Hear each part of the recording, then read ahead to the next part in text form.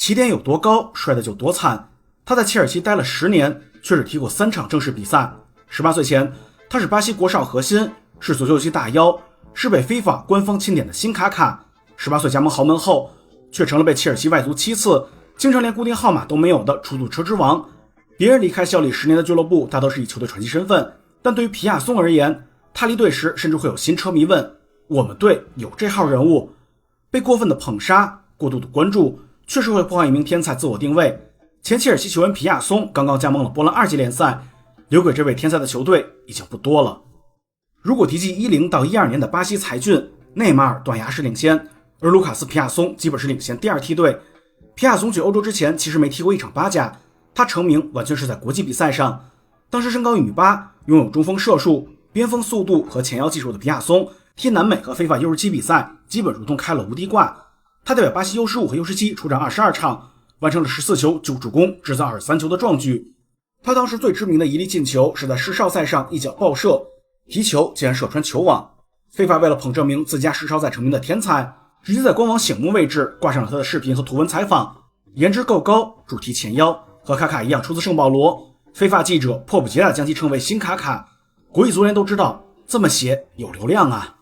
包括曼联、尤文等多家豪门都盯着皮亚松，但切尔西老板阿布知道后，立刻发动了大卫·路易斯和阿莱克斯2名巴西国脚，同时给皮亚松打电话小窗私聊。2011年7月，秘鲁世少赛前脚结束，皮亚松立刻被劫持到了科巴姆基地体检。这位当时不到18岁，一场职业比赛没踢，还暂时拿不到劳工证的小孩支付1000万英镑，并送上5年长约。阿布对切尔西真是爱到骨子里。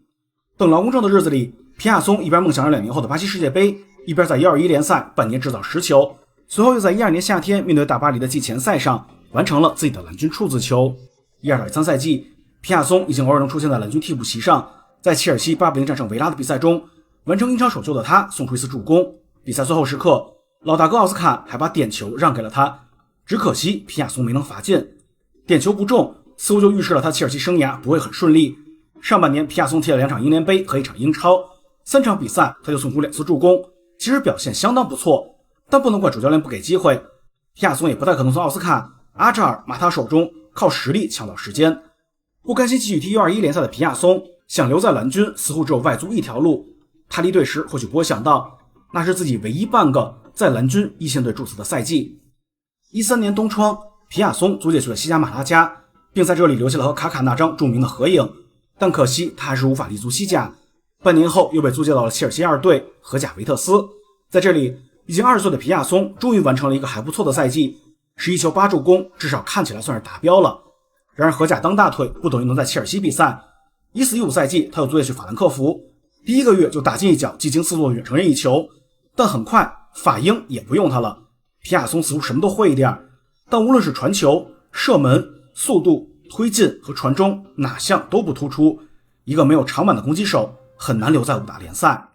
此后的皮亚松仅仅会在季前赛偶尔出现在切尔西阵容里，但他几乎没有拿到过带号码的球衣，更没有留到过9月。从15年到21年，皮亚松辗转4队，租借英冠雷丁，赛季结束前2轮被退货。另一支英冠球队富勒姆好不容易连租2年，但球队升级后立刻就放弃了立下功劳却受了重伤的巴西人。租借意甲切沃只踢4场就被退货，租借葡超阿维和毫无亮点，而切尔西却在这段时间里和英冠都踢不明白的皮亚松先后2次续约，除了阿布的偏心，几乎想不到任何理由。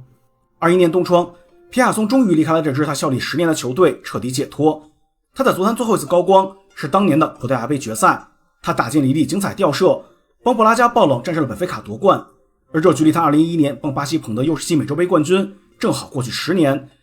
从一个足球游戏中的顶级妖人变成了蓝军球迷可能都不认识的路人，这是生涯首冠，既是皮亚松的回光返照。在布拉加的第2个赛季，他立刻回归平庸，此后混迹于葡超巴甲球队都难堪大用。今年8月，31岁的皮亚松回到欧洲，加盟了一支波兰2级联赛球队。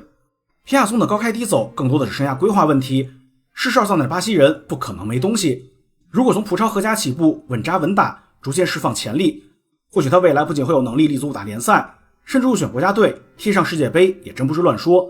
但因为起点太高，在媒体称赞妖人爱称的无脑捧杀面前，皮亚松逐渐丢失了自己的定位。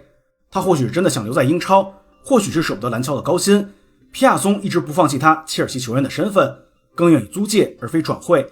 从而失去了被其他球队认真培养并赋予舰队核心给予战术地位的良机。在18到23岁这段时间，没有什么比踢上比赛持续长球更重要的事了。青年才俊与其盲目前往强队去争一个主力位置，留在一个能当核心的中下游球队未必不是正确的选择。不过作为一个打工牛马，我是真的很羡慕皮亚松，